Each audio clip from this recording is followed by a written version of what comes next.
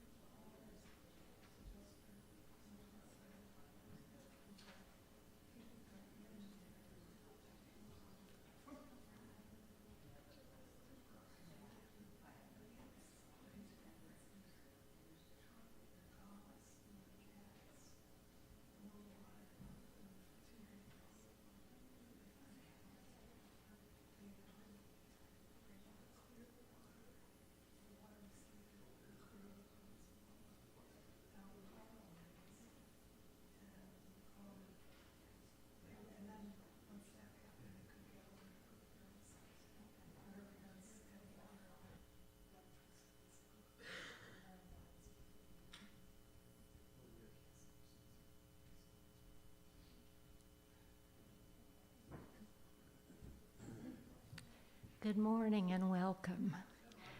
We're so glad you could come this morning. We didn't know how many we would have, frankly.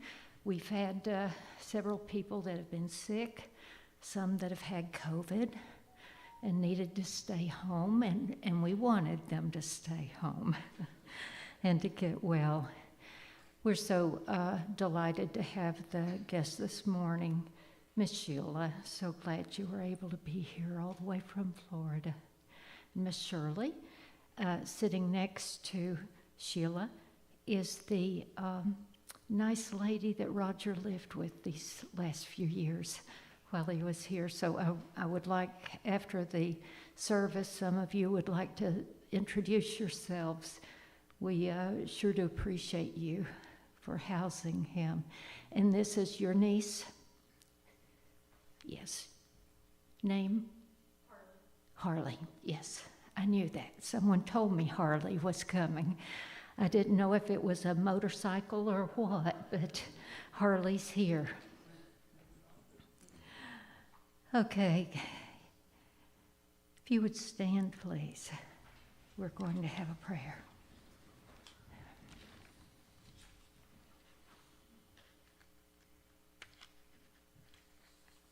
Dear God, how sacred and precious it is to be here this morning, dedicating this time to honor our friend and all that he meant to us in this lifetime. We thank you, God, that life goes on. We thank you that we know that and we're aware of it. We would just ask for grace and ease on our beloved's journey onward. And we ask for peace for those he's left behind. We say thank you, God. Amen. You may be seated. Now we'll enjoy Amazing Grace.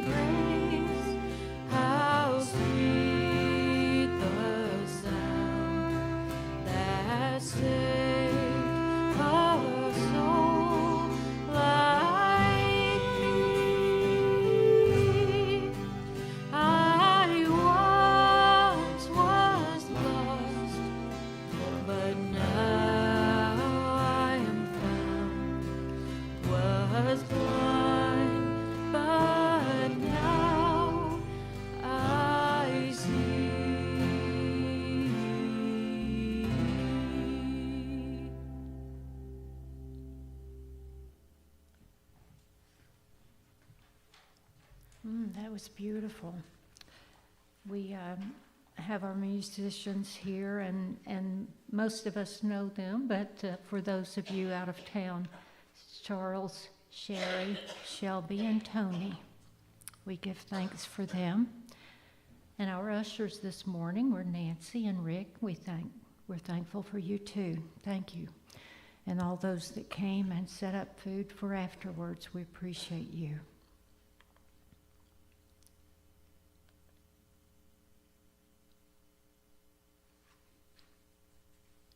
My remote's not working. Oh well. Joan will now read the prayer of St. Francis.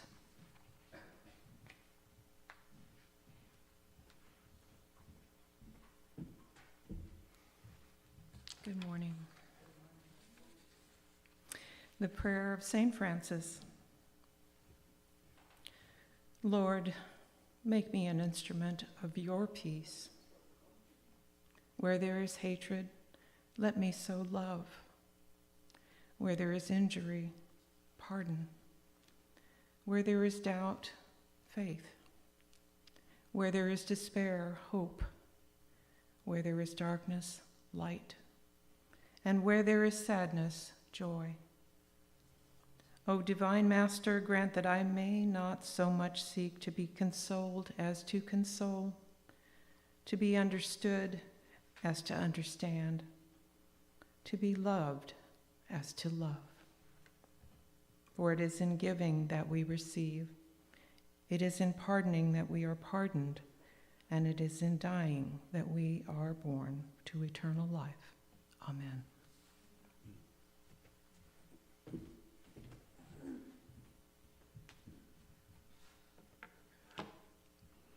Thank you, Joan. That was beautiful. We selected that because we felt that of all the readings we could have chosen, that exemplified what Roger stood for, didn't it? He always wanted to see the good in others, and it's how he lived his life. And we so appreciated that. And from a book, a reading, The Gifts They Leave Behind. Look for love, and I will be there. I am everywhere. I am in the morning sun, the moon and the starry sky, and even the butterfly as it floats softly by. I send you messages that sometimes you don't see, as you are simply busy getting by. In moments when you're quiet, I caress your cheek, and for a moment you believe. Never doubt I am here. Love is all there is, and the only thing that truly matters.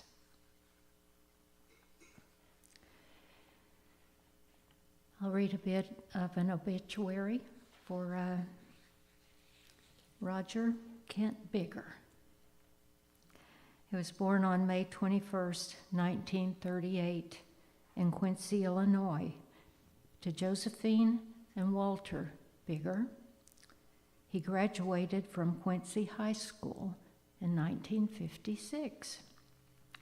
He had a love of drawing that placed him in line to be a draftsman engineer. And his very first job following graduation was with Quincy Compressor. He also worked as a draftsman at Hollister Whitney in Quincy. His career took him to several jobs in Quincy, Illinois, California, and St. Petersburg, Florida. And on November 26, 1966, he married Sheila Dean in Quincy, Illinois. He's survived by Sheila, a son, Greg, of Elgin, Illinois, a close cousin, Donna Souter, and her husband, John, of Bowen. And if you were looking at the slides earlier, you would have seen the little girl in the slides. That was his close cousin, who was like a little sister to him, Donna. In addition, he's been surrounded by those who love him dearly right here on the Mississippi Gulf Coast. He has lived with Miss Shirley Ann, her son David, and he was most grateful. He even expressed his gratitude to me when he was passing, just days before, of how much he had appreciated living there with you and your son, Miss Shirley.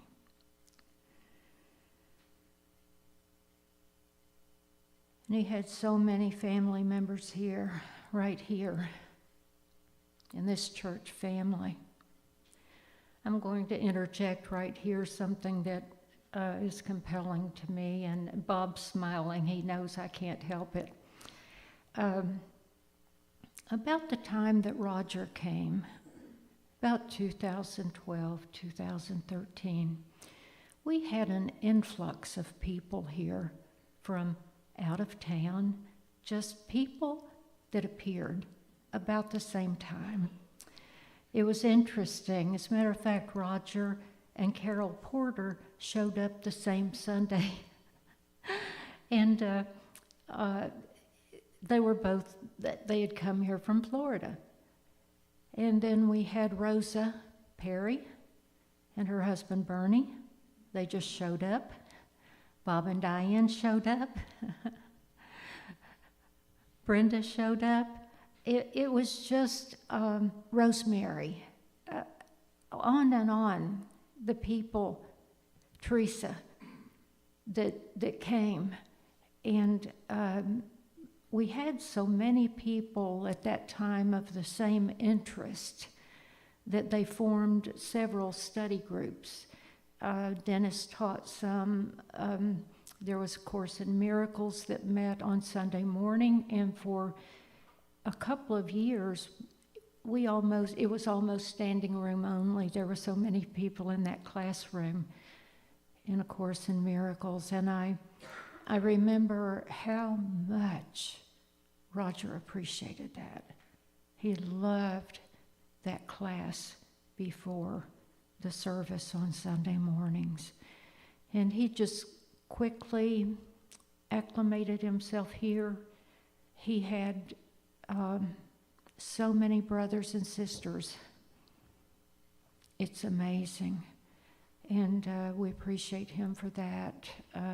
Appreciate the love that he offered here. And like losing Frank recently, we're finding it hard to let them go. I know even my hard-hearted husband said this morning, it's hard to believe Roger's gone, isn't it? And I said, yes, indeed, it is.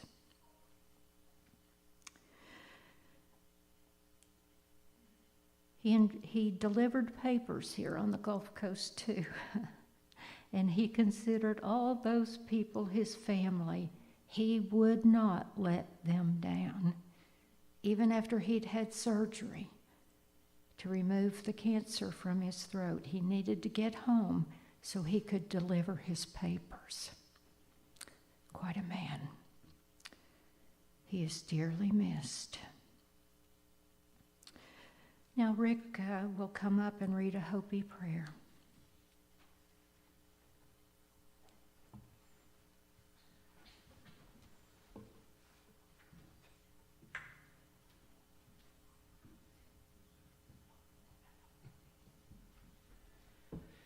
All right. A Hopi prayer. Do not stand at my grave and weep. I am not there. I do not sleep. I am 1,000 winds that blow. I am the diamonds that glint in the snow. I am the sunlight on ripened grain. I am the gentle autumn rain. When you awaken in the morning's hush, I am the swift uplifting rush of quiet doves in circled flight. I am the soft stars that shine at night. Do not stand at my grave and cry. I am not here. I did not die.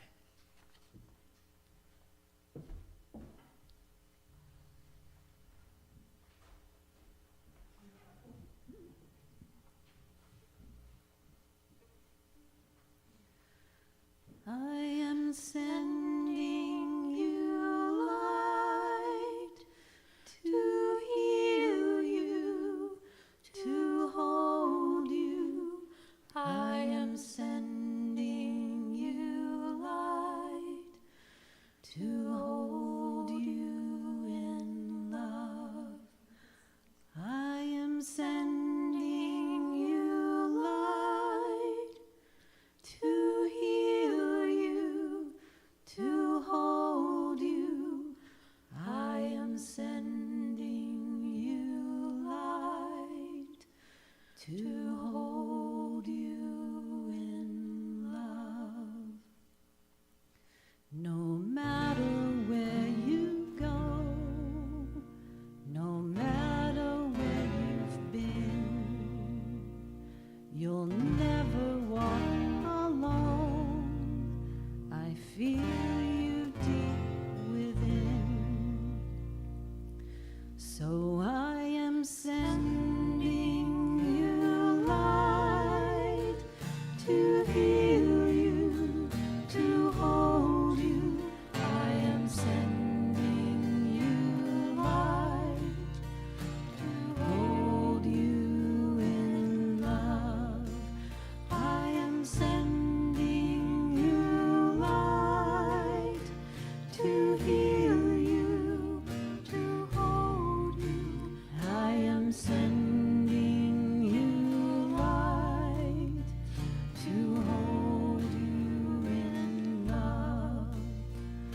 No matter what you feel or what you choose to show, I'll always be with you, and so I want you to know that I am sending you light to heal you, to hold you. I am sending you light to hold you in love. I am sending you light to heal you, to hold you. I am sending you light to hold you in love. I walk the path with you. Go slow, dear one, don't hurry. I'll go just like you need to go. There is no need to worry, 'cause I am sending you light to heal you, to hold you. I am sending you light to hold you in love. I am sending you light to heal you, to hold you. I am sending you light to hold you in love. I am sending you light to heal you, to hold you. I am sending you light to hold you in love.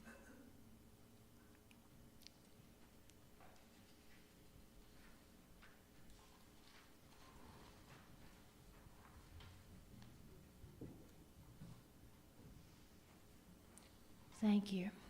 Very touching. Appreciate that so much. There's so many things to say about someone like Roger. I just have to choose the high points and speak about that. I know Sheila told me that early on in their lifetimes he was an adventurer, and he designed and built an airplane.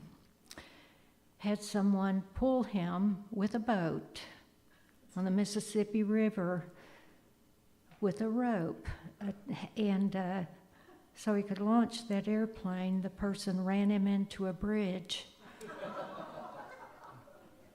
but he survived.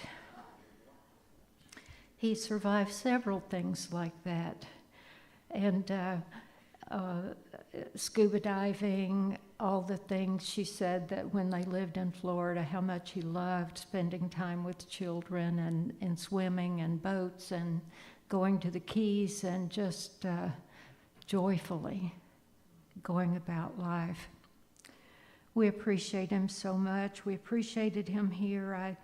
I remember, especially during the pandemic, Roger showed up. He just showed up. None of us knew hardly what to do, and most were staying home because they were told to stay home. And some of us were here keeping the lights burning and on Sundays holding the service. And very early into the pandemic, we lost another friend. If you were watching the slides earlier, you saw the prayer chaplains that were first trained here. And we'll flip to those slides when we're finished here so that you can see them again. And of those, there was Roger, there was Rosa, and very early into the pandemic, Rosa died. Suddenly. She was like a sister to us. And here we were in the darkness of the beginning of the pandemic, being told not to be together, not to gather, not to... And what we did that day that we got together here, and we had a pretty good-sized group, we just could not have a service for Rosa. So we got together anyway, and we had a pretty good crowd. And Roger said to me later, he said, "You're holding service here every Sunday?" I said, "Yes, we are. There are a few of us here. The musicians are here. I'm here. Dan was running the live streaming." And he said, "I'm going to be there." And from that time until the time he needed to go have surgery on his throat, he served here at the platform every single Sunday. He didn't miss one.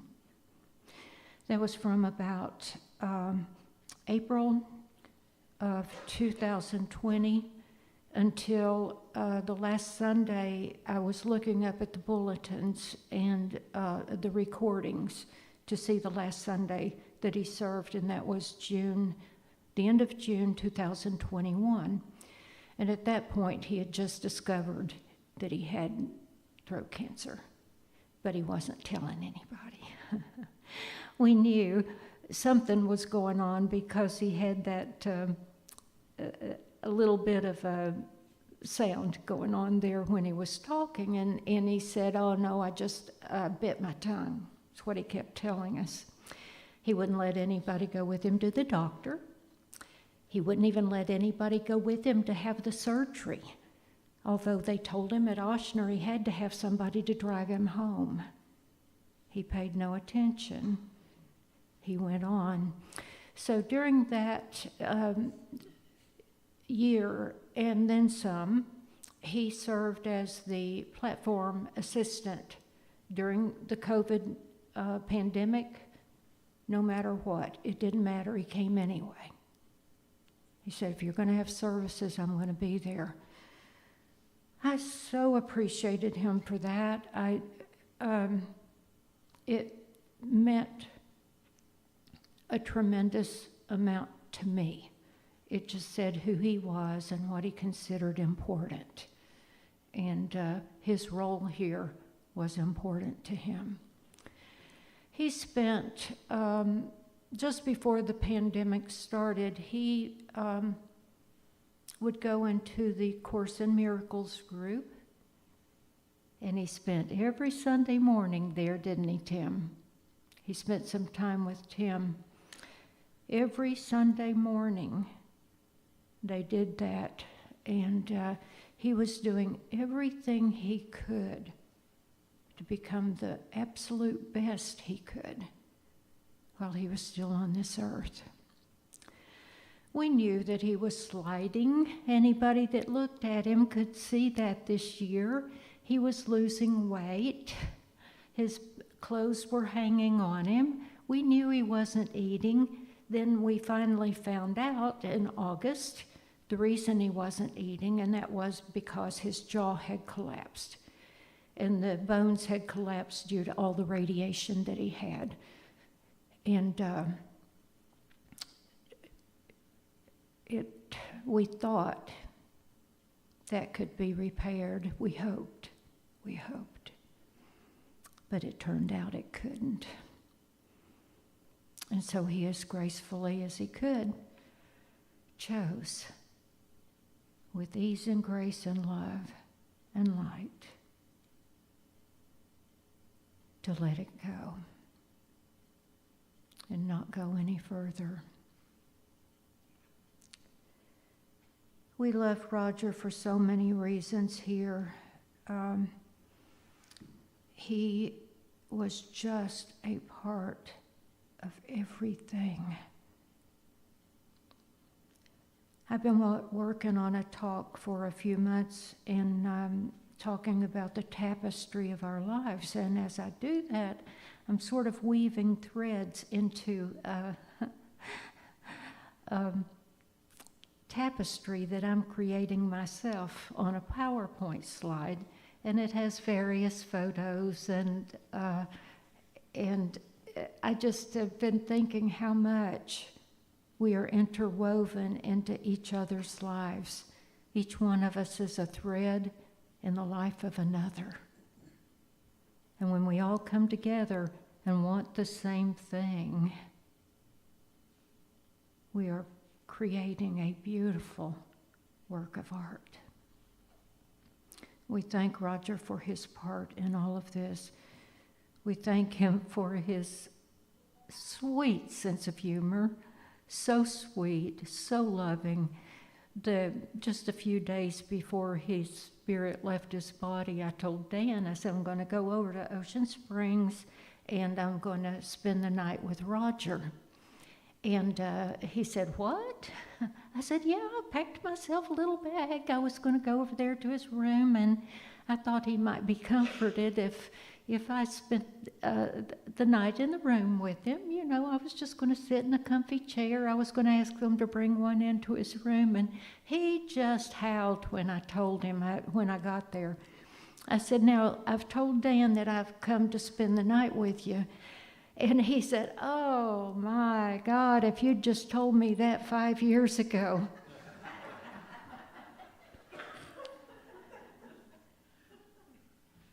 Such a sweet sense of humor, but he was so independent. Of course, he wouldn't let me do that. There was no way, absolutely no way he was going to allow me to do that, even if I found the comfiest chair there. So we talked about an hour and just talked about wonderful things and what he felt like and how it felt to know that your passing is imminent.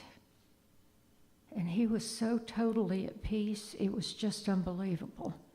Totally at peace. All of us know that were there speaking with him. He said it was such a relief to let go of all these worldly worries that we have, the angst you have over cars, money, housing, just all those things. How wonderful it felt to hand it all over and to just sign his name on everything so that someone else could own it now. Just what a relief it was. He loved dogs. He had several, didn't he, Sheila? 3, 4, however, Comanche, Apache, and we knew Bella here. Bella's the one that we knew. She was like Houdini. She could get out of a window. She was a good-sized dog, but here at a meeting one Wednesday night, I believe it was, he had left the window down just a little bit, really just a sliver, so she would have enough air. And you know, she managed to get herself out of that. And he was just so concerned and worried that she'd be lost, but she was found just down the road here. He got her back. How lovingly he cared for her in her last days. And although he wanted to be up and moving around, he just sat on a bench with her.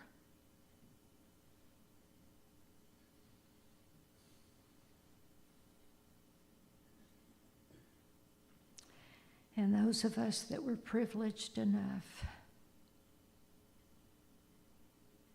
before he left his body, we were able to do that for him. To sit with him, to just be with him, to hold space, to love him, and to honor him. We give thanks for that. We give thanks for his life and the many memories.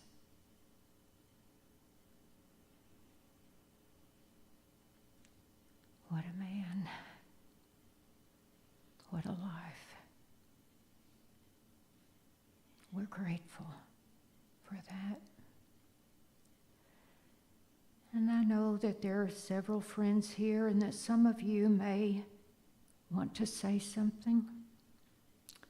And if you do, I'd like to invite you up at this time. Come on up, Deb.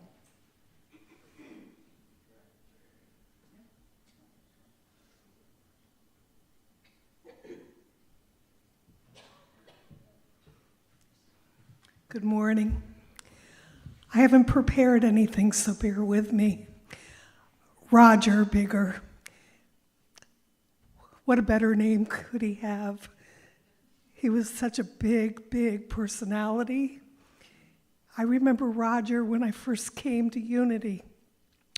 Someone suggested I go to the Sunday morning Course of Miracles.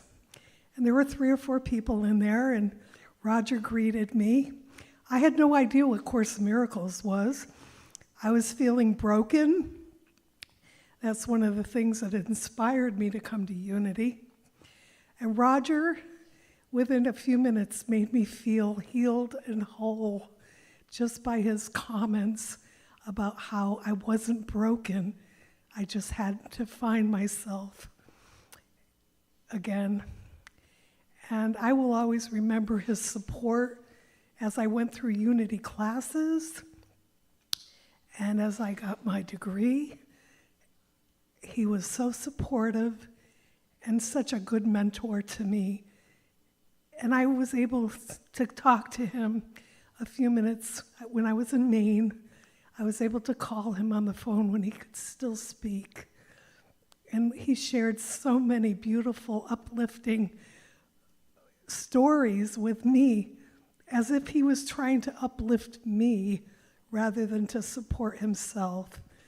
Roger was that kind of a giving person, as anybody who knew him can attest to. So he will be greatly missed. And Roger, I love you wherever you are and whatever journey you're on. May you do it with all the ease and grace that you were known to in life. Thank you.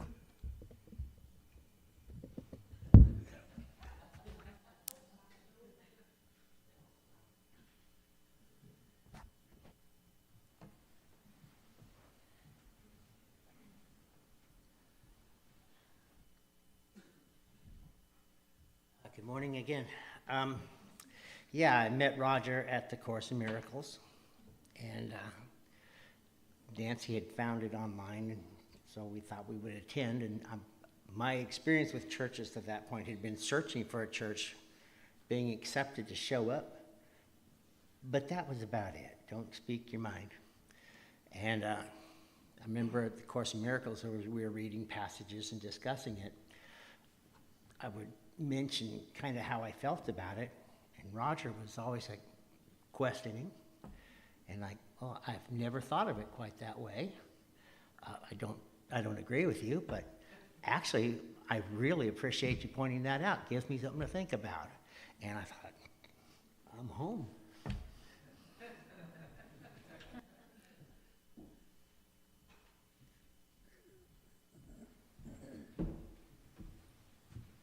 Good morning. I didn't know Roger as well as some of you knew Roger, but I knew him in a way that you can know somebody by their words and by their thoughts and by their kindness. And Judy mentioned that he was platformed. He'd be up here before service and he'd be introducing Judy to speak to us. And he always opened with this word, namaste, with a gesture and the word. And for those of you who don't know the word, it is a Hindu word meaning the Christ in me or the divine in me sees and acknowledges the Christ in you. And what a beautiful sentiment. I think of all the people that I've known in my life, Roger was one of just a very few who, with his words and his ways, he exemplified that feeling, that understanding. And I so appreciated that in him. I would only hope that I could be, in a very small way, the same, having that same ability or walk in that walk. We miss you, Roger. And we thank you for the gifts that you brought to us. And you will never be forgotten. Thank you.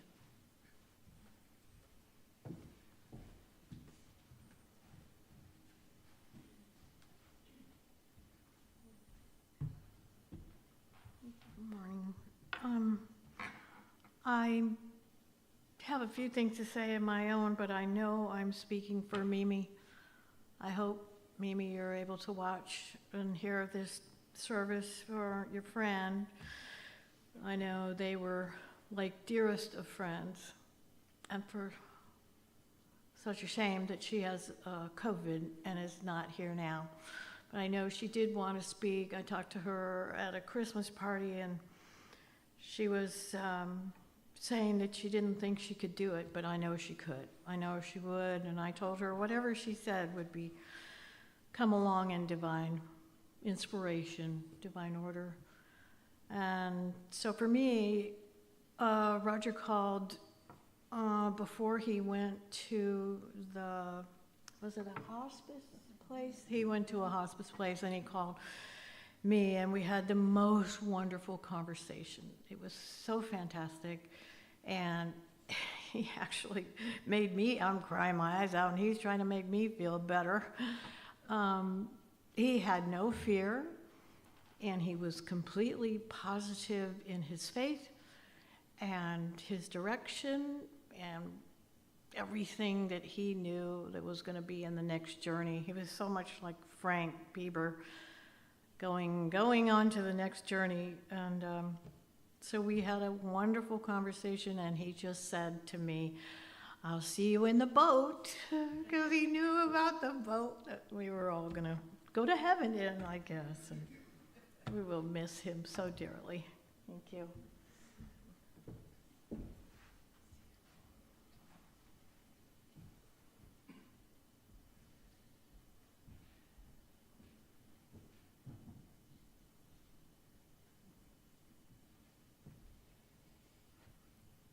Good morning.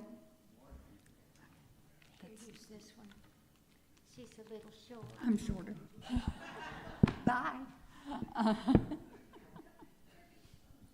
Speaking of Mimi, she has been in touch with me for several days now since she was discovered she had COVID. Just heartsick that she could not be here to celebrate Roger because of all that he meant to her as a friend. So she texted me something that I hope I'm able to see and will share with you. And then in my pitiful words, I will expand on what she says for my sentence as well. She writes, often I've asked myself, and she and I have had this conversation, how in the world am I going to get by without my closest friend? And no one waiting for me at Applebee's most Fridays, for our discussions, to speak of love and loss, distress and joy and celebrations, and guidance in a spiritual way. It's hard to believe that that will be gone. I loved the disagreements that came because there was no judgment attached. I've seen him, with his smile, light up the spirit of many young people wherever we were eating with his kind words. He could light up a room, I think any room he came into, if he chose to do it. And he could also disappear more quietly if he didn't want to be there than any human I've ever met. Okay. I venture to say we've all known Roger Bigger in a most special way. And weren't we lucky? I wish I could have been there to celebrate his beautiful life and hear all your stories. I wish I could have one more Friday at Applebee's. Thank you. That is simply to say, he was a friend that valued you. He valued all the people he met. He celebrated the Christ energy that you held within. He met you there, he took you further, and he had a joie de vivre. He had a love of life that nobody was going to hold back. He was going to do it his way, and we all know that. But he also had space for you to contribute without judgment. He's going to be a tough one to replace. Sometimes when our friend leaves, even though we love them and wish them Godspeed on a beautiful journey, they leave a hole in our heart.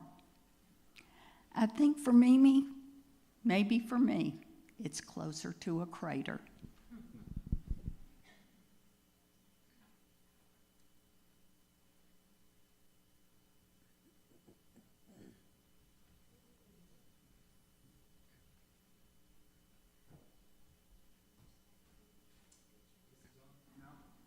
This one? Yeah, this is good. The bigger man. It really was a blessing to witness and know Roger Bigger. I used to call him that all the time when he'd walk in the room. The bigger man. That man, you know, I'm grateful Namaste is on the screen. Roger Bigger verbalized Namaste. He verbalized it meaning like movement, action. He lived it. That dude was Namaste. And Namaste is the most beautiful word, as Joan was touching on, because it acknowledges the God in you, the divine in you, your self-worth. You're bigger than this egoic expression of this idea, than your essence of self, than this. And I was blessed to know him in those Course in Miracles conversations. Big part of my building of the family that I have here, Unity Gulfport. Roger Bigger was right there the whole time. He's right at the center of it, and a big part of it. The conversations, the challenging of ideas, the talking about things of importance. Roger was all about that, and it was a true blessing to get to be in discussion and conversation with Roger. I'm grateful for that. I'm really grateful too. Towards the end of his time, I got to be close to that and witness him. I saw him in the hospital there. Drove Sheila to the hospital in New Orleans, and when he made the decision that he was cool to bounce out and continue on, graduate. We talked about graduation. I think of it as a lot as that, as a graduation of your perspective, of expression, of your point of perception. There's a million ways we could talk about this stuff, but Roger liked to talk about that stuff, and that was the point. You know what I mean? Like, that was so fun about my friendship and my relationship with Roger Bigger, is Roger Bigger liked to talk about that. And after he made the decision to bounce out, we had a really, really fun conversation. And I'm just so grateful to have gotten to know him and to knew him as the man that he was. So, love you, brother.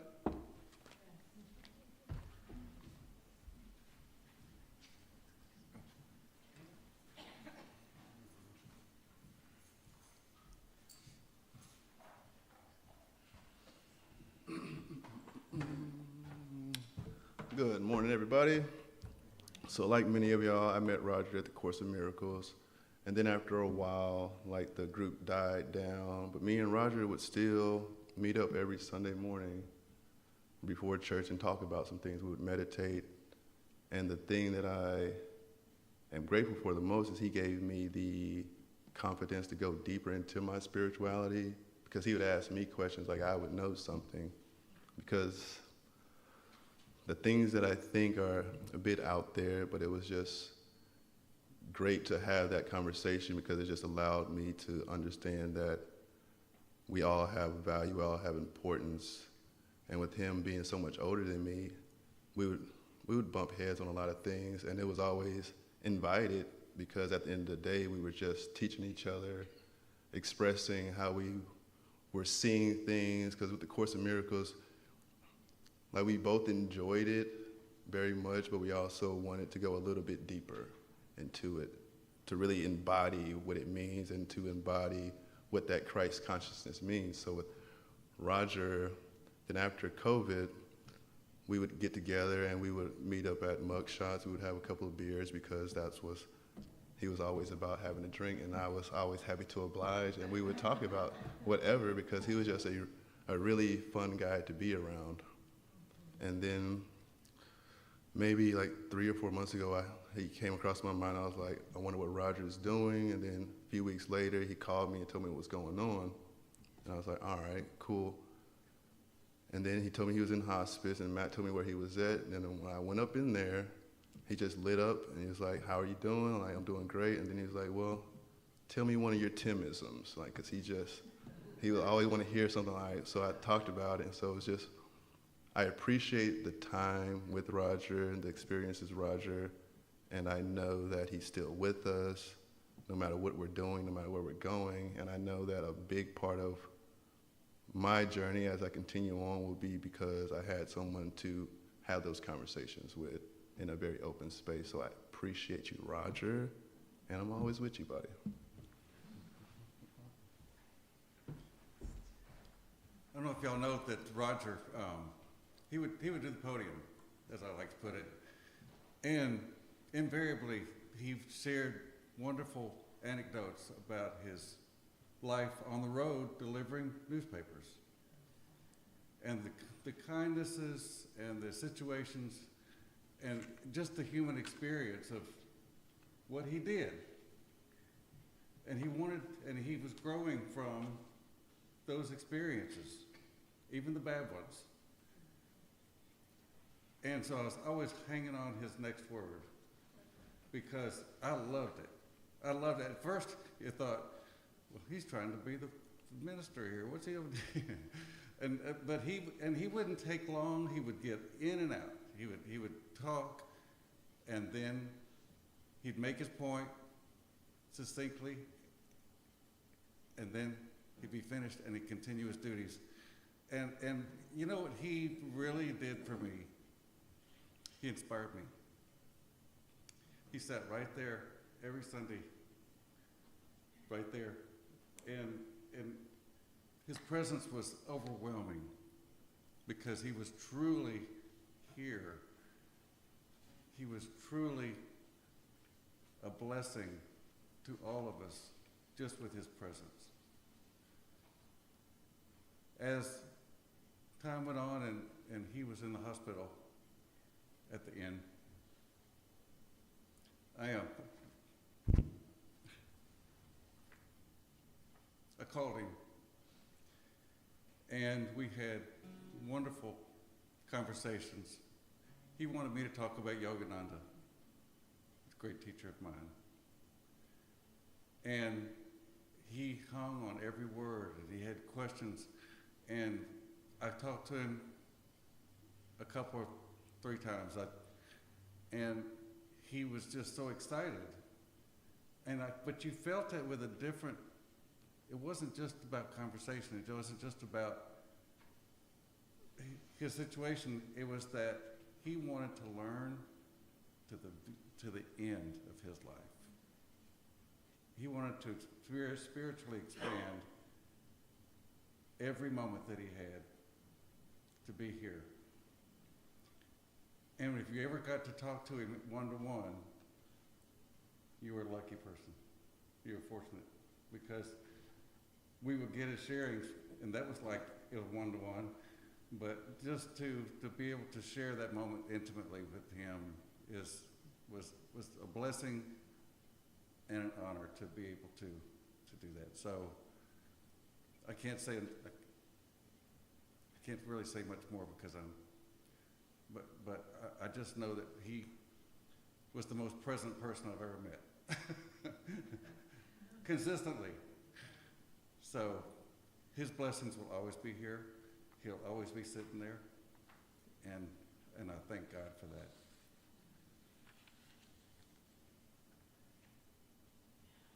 Thank you. Thank you so much.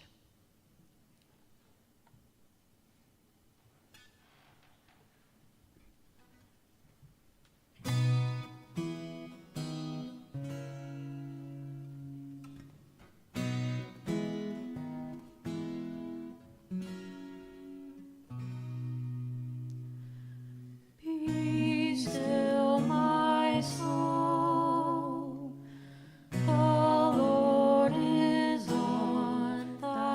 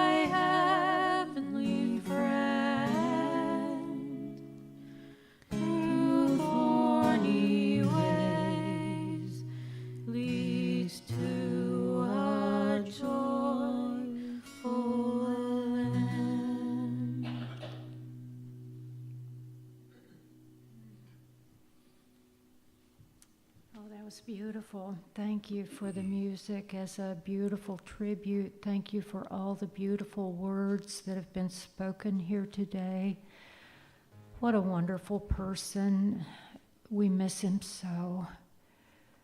The wall hanging there, Namaste, belonged to, there that's on the front table, that belonged to Roger. When Marion Bowman moved to California, she gave that to him, and he wanted to leave it here at the church.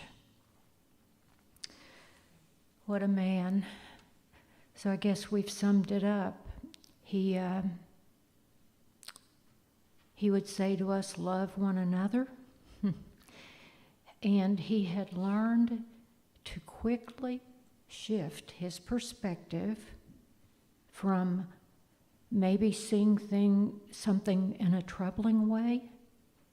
He could immediately stop, pause, go within, reconsider, and say, I see this differently.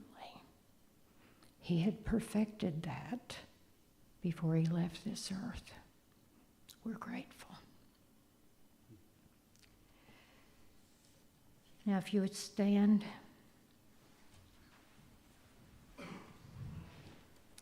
We will pray. Dear God, we feel your presence and the warmth of your love. We feel a sense of closeness with all those whom we love, especially this one who has passed.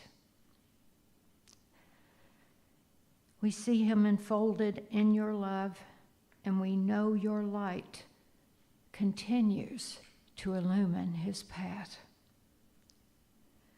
And to Roger and his new expression of life, our prayer for him is this: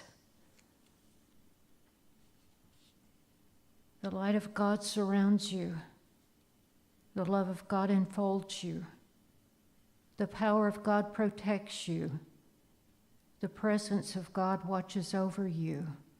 Wherever you are, God is, and all is well. We do not say goodbye, but rather we say Godspeed on your journey onward, beloved. We loose you. We let you go. We set you free. We behold you as God sees you, a radiant, ever-living, ever-loving child of the Most High, and we release you to your highest good. Our sweet, sweet, beloved friend, into the freedom of wind and sunshine, we let you go. Into the dance of the stars and the planets, we let you go. Into the wind's breath and the hands of the great star maker, we let you go. We love you. We miss you. We want you to be happy. Go singing, go dancing, go laughing, go running home, our beloved friend. Amen. The family wishes to thank you for being here today. They thank you for all the time that you spent loving Roger, visiting him, being with him, and the prayers that you have sent for them to hold them, surround them with love and comfort. We love you, Sheila. We hold you, just as Roger would hold you, in love and comfort at this time. We thank you each for being here. We hope that you will stay for fellowship and food. I hear there is plenty. This service is now concluded. Thank you for your time.